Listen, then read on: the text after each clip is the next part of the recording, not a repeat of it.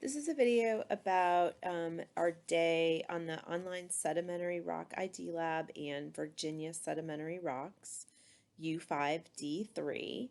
So when you're ready to start this assignment, part one, you click on this online Sedimentary Rock Lab and it'll open to here.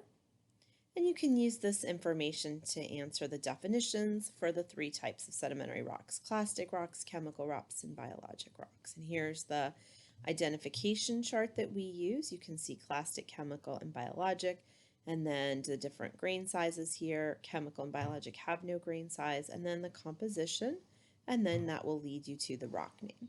So in order to use this chart, we can go ahead and do sample number one. So here it is. You can click here for a close-up image, and you can see there we don't see any skeletal remains of animals, any shells. It just looks crystalline. So I can try to think about, like, is this calcite? Like, calcite might be sort of biologic and made from very microscopic shells. So I do the hydrochloric acid test, and the sample did react to hydrochloric acid. Okay, so that kind of tells me it's a carbonate mineral. And from there I can do the hardness test. Now, hardness tests will only work on these samples that are made up of a single mineral. So I do the hardness test. Okay, I click 1. The sample was not scratched. Okay. Sample was not scratched at a hardness of 2, was not scratched at a hardness of 3, was scratched at a hardness of 4. So the sample is about a 3.5 hardness. And that reminds me, that plus the hydrochloric acid bubbling means that this is very likely calcite. Okay, so I go down here and I say, all right, if it's calcite, I'm going to choose biologic for my texture. Then it has no grain size, and I just follow this flow chart. So I look at all these possibilities in the composition and decide. I know it can't be silica because it bubbled, so it has to be calcite. It's not organic material for these two, and it doesn't have any skeletal fragments. So I'm going to guess calcite here. And once I've chosen this, I just follow it right across and I pick limestone. Now let's check and see if I'm correct in my guess. And I say grade identification.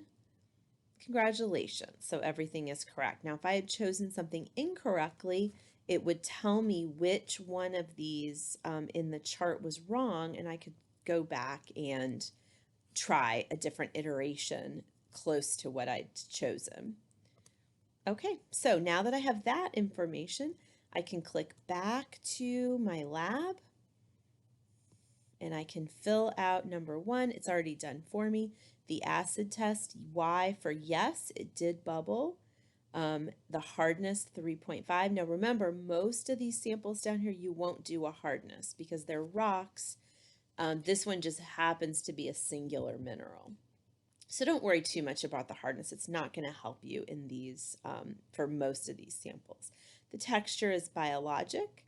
The grain size, none. That's taken straight from here. The grain size is none. The composition, calcite.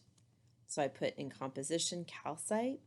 I might, for another sample, I might put all shells or some other thing that fits with what the composition is here. And then, of course, I put the rock name, which is, I notice right here, limestone. All right, so once I'm done with that, I can reset the answers. I can go to sample 2 and start over. And you notice this one, when I click up on a close-up, oh, I see it's definitely shell pieces.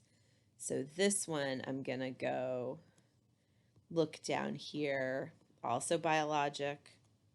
And I'm going to look for maybe almost entirely shell fragments. Yeah. So no grain size.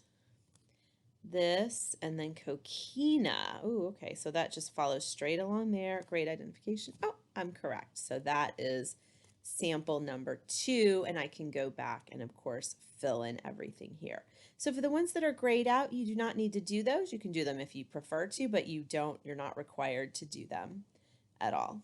All right, for part number 2, In order to do this, click on the Virginia Sedimentary Rocks.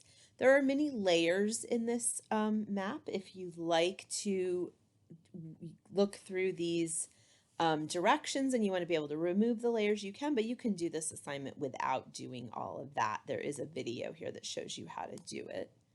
It's pretty easy, but here we can look at this map of Virginia Sedimentary Rocks, and let me orient you to this. Here's the provinces. You probably learned about those in school earlier, in middle school or elementary school. We have the coastal plain way out here. Notice no sedimentary rocks there. That's going to be mostly sediment, actually. And then the Piedmont here in the middle, we have a few sedimentary rocks there. The blue is the Blue Ridge. Not too many sedimentary rocks there. And then the green, oh, that's the majority of our sedimentary rocks are in that green Valley and Ridge province. And then the Appalachian Plateau out here in the purple. Over here on this legend are the actual specific types of sedimentary rocks we find in Virginia. And again, if you go through and do the layers, you'd be able to remove each individual layer. But you can do this assignment zooming in. There we go. And you can see black shale here in the Valley and Ridge. Sandstone, we see some in the Valley and Ridge and some in the Piedmont area.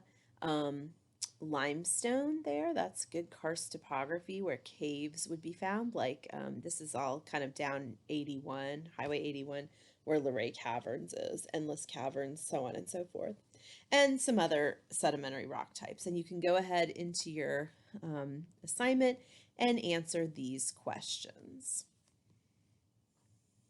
Okay.